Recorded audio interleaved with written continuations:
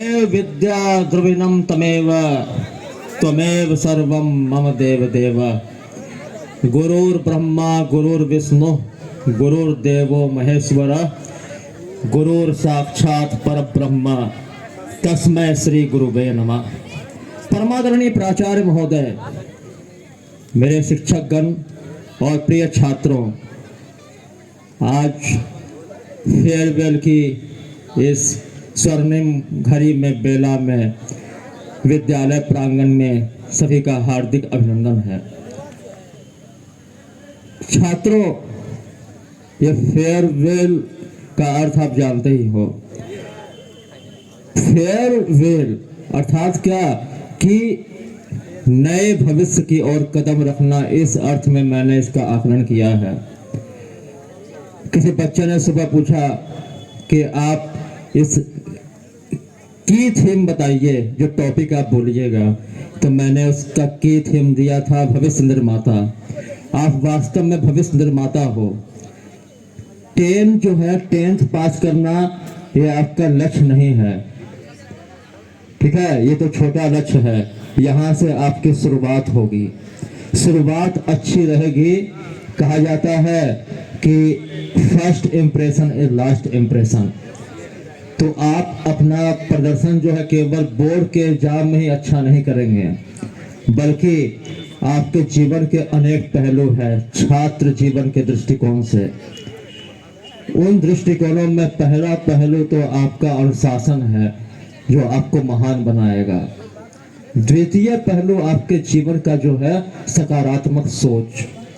अपने प्रति हमेशा सकारात्मक रहिए, अर्थात जो कार्य आप करते हो, लगन से करते हो, उसमें अपना पूरा योगदान लगा दीजिए, अपने कर्तव्य निष्ठा लगा दीजिए। यही आपका मोटो होना चाहिए। अनुशासन सबसे पहले इसलिए कहा मैंने कि आपका अनुशासन जो है ना, आपके मन को एकाग्र करेगा। जिनका मन एकाग्र नहीं है, वहीं पर अनुशासनहीनता की भावना दिखाई पड़ती है। तो सबसे पहला पहलू आप अनुशासन में रहेंगे। जीवन के प्रत्येक क्षेत्र में, विद्यालय से निकलने के बाद भी, आप विद्यालय से पास आउट हो जाइएगा, लेकिन ये मत सोचिए कि आपकी लाइफ वहीं तक थी, डीएवी पब्लिक स्कूल तक या 10th तक या +2 तक। आपकी पूरी लाइफ पड़ी हुई है।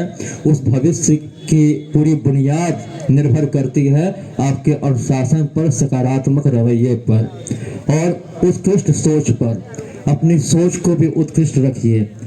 अपने भावनाओं को जो है ना, उस दिशा में लेकर जाइए जिस दिशा में आपके लक्ष्य की उचित प्राप्ति हो सके। और सबसे बड़ी बात यह है कि इस स्वर्णिम घड़ी में, ये स्वर्णिम घड़ी है, ये पिछोड़ने का समय नहीं है, अपने आप से मिलने का समय है।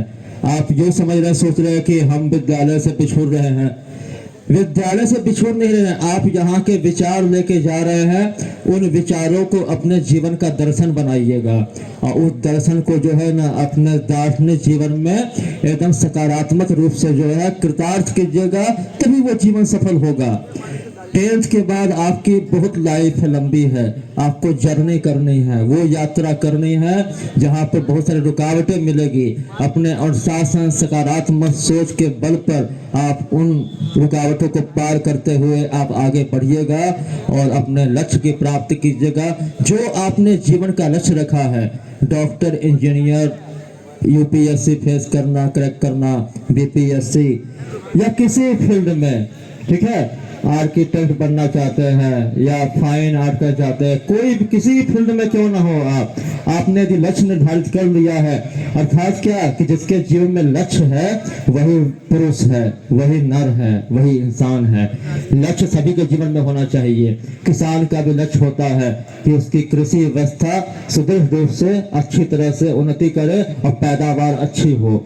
और एक मजदूर का भी कर्तव्य होता है, उसकी भी लगन होती है कि मैं जिस काम में हाथ लगाया हूं उसे पूरा करके ही छोड़ूंगा। सबका अपना अपना क्षेत्र है, सबका अपना अपना महत्व है। ये मैं नहीं कहता कि डॉक्टर बन जाओ, इंजीनियर बन जाओ, पहले एक इंसान बनो। इंसान बन जाइएगा तो इंसानियत के बल पर लक्ष्य को प्राप्त कर लीजिएगा आप अपने, ठीक है। तो बच्चों, मैं ज़्यादा आपका समय नहीं लेना चाहता और मैं आपके स्वर्णिम भविष्य की कामना करता हूँ। प्राचार्य महोदय की तरफ से भी आपको ढेरों सारी शुभकामनाएं। और मैंने संकल्प जो दिया था आपको एक बार यज्ञ के समय में, वो याद होगा, मैं उसको बोलूँगा नहीं स्टेज से।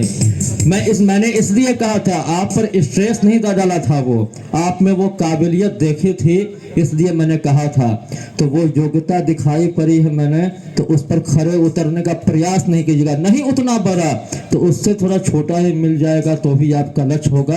आपको खुशी मिलेगी, मुझसे ज़्यादा आपको खुशी मिलेगी, क्योंकि जो जीतता है ना, विनर होता है, उसे सबसे ज़्यादा खुशी होती है। उसकी इमेज स्टेटस बढ़ता है, उसका सम्मान बढ़ता है। स्वयं के दृष्टिकोण में, समाज के दृष्टिकोण में बाद में देखिएगा, पहले अपने आप की नज़र में जो है ना ऊंचे उठने का प्रयास कीजिए।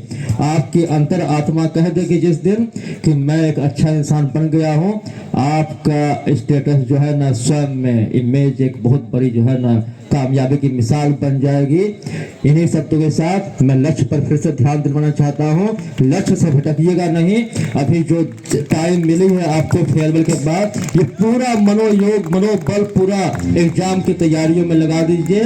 आपके स्वर्णिम भविष्य के लिए विद्यालय परिवार जो है आपकी कामना करेगा परमात्मा परमेश्वर से। धन्यवाद।